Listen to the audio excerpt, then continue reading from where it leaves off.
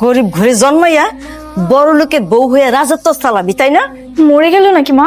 মরে গেল তো ভালোই, পথের কাটা দূর হয়ে গেছে। ভাবি কোথায়? ভাবি তো বাসে চলে গিয়েছে। চলে গেছে? কই, আমাকে তো কিছু বললো না।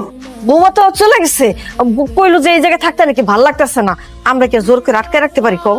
ঠিক আছে, আমি রুমে যাচ্ছি। বাবা, মেঘলা কোথায়? ওর কি শরীর খারাপ? আমাকে কিছু না বলে এখানে চলে আসলো। কি করেছো বাবা? মেঘলা তো এখানে আসে নাই। মেঘলা না তোমার সাথে গেল? কি বলেন, আসেনি মানে? চাচি যে বললো এখানে চলে আসছে। কোনো ঝামেলা হয় নাই তো বাবা? ঝামেলা? এখন কি করবা মা? কি আর করবো, ধাক্কা মেরে ছাদ থেকে ফেলে দেবো, সবাই ভাববে আত্মহত্যা করেছে। এই, তোমরা মেঘলার সাথে কি করেছো?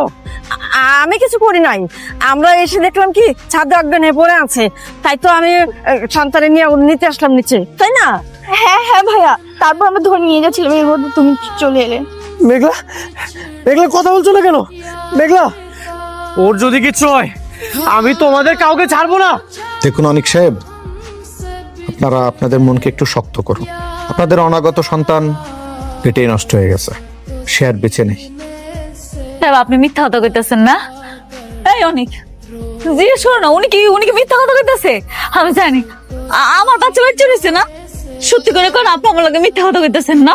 মস্কারি করতেছেন। ডাক্তার সাহেব, আপনি রিপোর্টটা আবার একটু টেস্ট করে দেখেন। এটা আমার ওয়াইফ কখনোই সহ্য করতে পারবেন।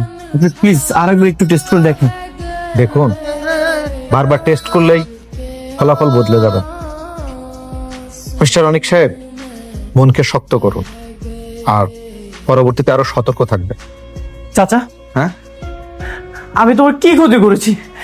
কেন তোমরা আমার সন্তানকে খুন করলে? বাবা অনেক, তুমি ভুল বুঝতেছো, আমরা কিন্তু তোমার বাচ্চার হত্যা করতে যাবো, তাই না? তবা তবা তবা।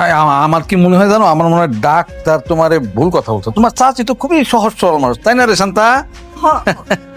চাচা, আমার তো বাবা মা নেই, আমি এতিম একটা ছেলে।